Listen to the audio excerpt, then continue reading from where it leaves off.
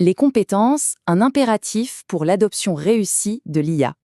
On le voit bien, le déploiement de l'intelligence artificielle n'est plus seulement une affaire technique confinée à la DSI. Non, c'est devenu une priorité stratégique pour les directions générales.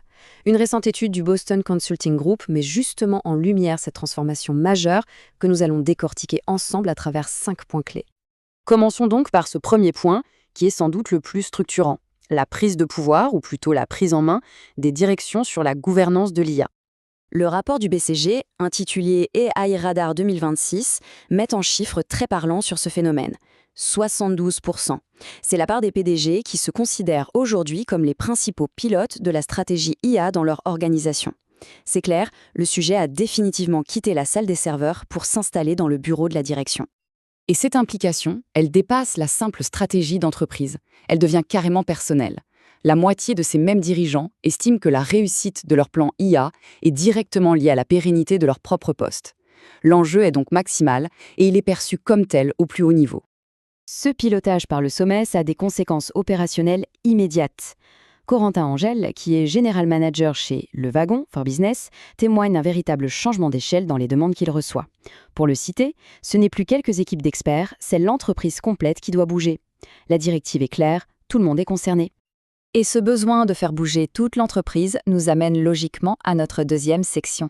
Si la technologie est une condition nécessaire, elle n'est pas suffisante. L'investissement dans les compétences humaines est devenu le vrai marqueur, celui qui distingue les leaders des suiveurs. Là encore, les données du BCG sont éloquentes. Les entreprises les plus avancées, qu'ils appellent les trailblazers, les pionnières, consacrent en moyenne 60% de leur budget IA à la formation. C'est un investissement absolument massif, bien au-delà de ce que l'on observe chez les entreprises dites suiveuses. Forcément, cet investissement a un impact direct et mesurable sur les effectifs. Chez ces entreprises pionnières, ce sont près de 70% des collaborateurs qui sont déjà formés aux enjeux de l'IA. C'est quasiment le double des autres catégories, qu'il s'agisse des pragmatistes ou des suiveurs. L'écart est considérable. Corentin Angel analyse ça comme un basculement fondamental de perspective. Pour les entreprises leaders, la formation n'est plus vue comme un centre de coût, une dépense, non. C'est un accélérateur stratégique. Chaque euro qui est investi dans la compétence doit être directement lié à un objectif business, clair, mesurable, avec un retour sur investissement attendu. Mais attention, si la vision est très claire au sommet et que les moyens sont là, la réalité sur le terrain, elle, révèle des défis humains bien plus complexes. C'est ce que nous allons voir dans cette troisième partie. Une étude du Hiring Lab d'Indeed met en lumière ce qu'ils appellent une fracture spectaculaire entre pays. Prenons 2 exemples. En Irlande, championne de l'adoption avec 70% d'utilisateurs réguliers, 37% des salariés sentent une forte implication de leur direction. Maintenant, regardons la France. Le taux d'adoption tombe à 39% et ils ne sont plus que 17% à ressentir ce même encouragement managérial. La corrélation semble évidente.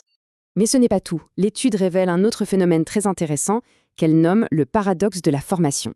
La question est, qui, aujourd'hui, réclame le plus de formation ? Eh bien, la réponse est contre-intuitive. Ce ne sont pas les débutants, pas ceux qui sont le plus éloignés du sujet, non. Ce sont les utilisateurs actifs et réguliers, ceux qui ont déjà mis les mains dedans, qui ont entrevu le potentiel de l'IA et qui veulent aller plus loin. Le risque est énorme que les non-utilisateurs, ceux qui ne demandent rien, soient laissés encore plus loin derrière, ce qui créerait une véritable fracture des compétences au sein même des équipes. Cette dynamique d'une transformation à 2 vitesses, elle est dangereuse. Pour y remédier, il faut impérativement aller au-delà des approches de formation génériques. Il faut passer à une approche beaucoup plus chirurgicale. Et c'est exactement ce que l'on observe sur le terrain. L'expérience de Le Wagon for Business le montre bien. On s'éloigne des formations généralistes du type l'IA pour les nuls, on voit émerger des formats très ciblés, très opérationnels. Des modules sur l'IA générative spécialisés par métier, marketing, juridique, finance, des programmes pour transformer les managers en catalyseurs de la transformation, ou encore la création de nouveaux rôles décentralisés, comme celui de Data Quality Manager, directement intégrés dans les équipes business. L'objectif de tous ces parcours sur mesure est double. D'une part, décharger l'équipe data centrale, qui ne peut pas tout faire, et d'autre part, et c'est le plus important, diffuser l'expertise technique au plus près du terrain, au cœur des opérations. L'idée, c'est de montrer la valeur par des cas d'usage très concrets et immédiats. Abordons maintenant notre dernier point, qui est peut-être le plus crucial, car le succès de toute cette démarche de formation dépend d'une chose, une articulation parfaite, un séquençage intelligent entre le développement des compétences et le déploiement des infrastructures techniques. Corentin Angel propose pour cela une logique de déploiement en 2 vagues. La première vague, c'est la formation des builders. Ce sont les équipes techniques qui doivent préparer le terrain, construire des data produites fiables, propres, prêts à l'emploi. Ensuite, et seulement ensuite, arrive la deuxième vague, la formation des équipes métiers pour qu'elles puissent s'approprier et exploiter ces données. L'ordre est absolument essentiel. Et l'importance de cet ordre n'est pas théorique. Il rapporte le cas d'un de ses clients qui, pressé par le temps, a inversé les étapes. Il a lancé des formations à très grande échelle avant que les data products ne soient disponibles. Le résultat était totalement contre-productif. Des milliers de collaborateurs formés à des outils, mais sans aucune donnée accessible à se mettre sous la dent. Ça a créé énormément de frustration et de scepticisme. Cette expérience, elle illustre une leçon fondamentale. La réussite de la transformation IA, c'est moins une course effrénée à la technologie qu'une maîtrise de la méthode et du séquençage. La question à se poser n'est donc pas seulement quels outils on déploie, mais bien quel est notre plan de déploiement. Est-ce une course technologique ou une méthode maîtrisée? Rendez-vous chaque jeudi pour une nouvelle édition de Secrets de Data.